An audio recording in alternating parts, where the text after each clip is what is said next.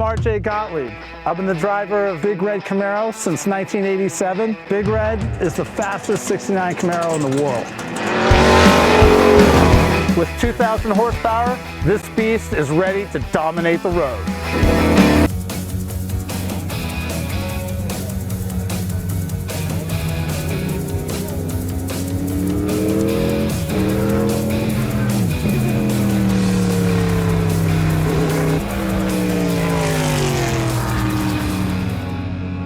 First gear I think is so low. I don't know if can really use it effectively in the race. It's like that slop, the oh yeah. I mean, I can't, with a lot of gas, I mean, half throttle, it still does that. I mean, you almost can't get rid of it. I almost have to be like flat out, like, you know. Not surprisingly, we're running into issues. This is kind of an odd issue. It's not one we've encountered before, and it always seems like racing sets you up for like a new challenge the next time you go out, even with the same car and oftentimes the same equipment. Just the fact that we were able to come out here and that I'm able to do some hot laps is a good sign.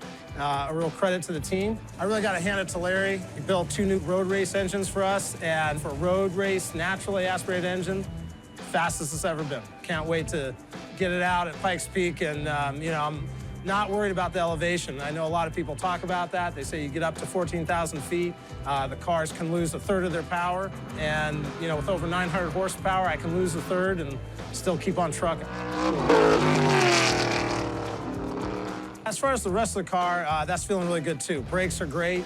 Put on the new Big Bear brake. They're working fabulous. Even right out of the pits when they're cold, we put a certain compound on the brake pads, and they're real responsive, real quick. That's kind of what we need at Pikes Peak. We need them to get hot quick, we need them to work fast, and we need them to last the whole race. So, but I think we're there on the brakes. Suspension, I think we got to dial it in just a little bit more, a couple more fine adjustments.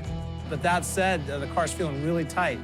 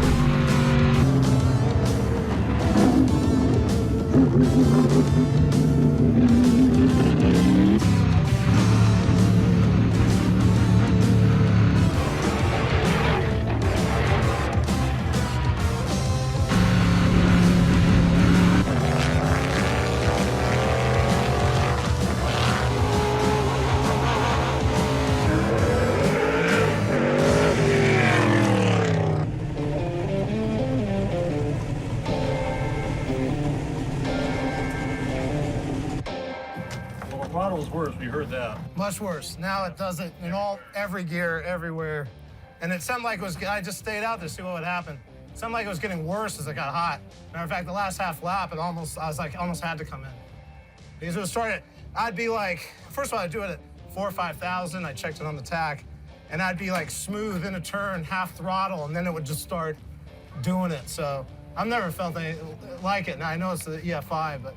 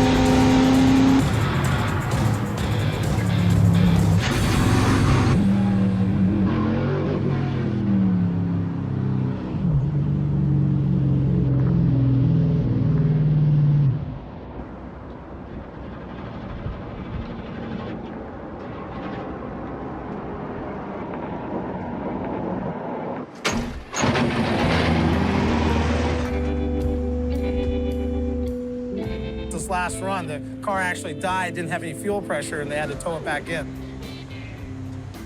It's one of those low points. Sometimes in racing, you know, you got to take the good with the bad, and right now it's the bad. This is nothing new for me in racing, where you're pushing to get the car ready right before a race, and then, you know, you start having trouble with it.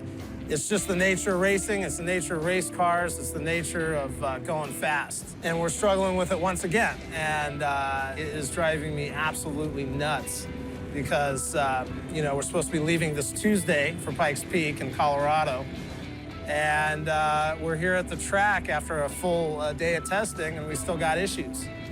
To make it even worse, the issues appear to be with the electronic fuel injection. It's just tight. I'd love to have 2 more weeks right now and be able to go back, do another test session, and really make it work. But you got to deal with the hand you're dealt. And at this point, we'll probably end up going to Pikes Peak and maybe not be 100% happy with where we're at with it. And we may have to just continue dialing it in practice. Want more adrenaline-fueled action? Then hit the like, follow, and subscribe button. Well, come join us for heart-pounding thrills and high-speed excitement.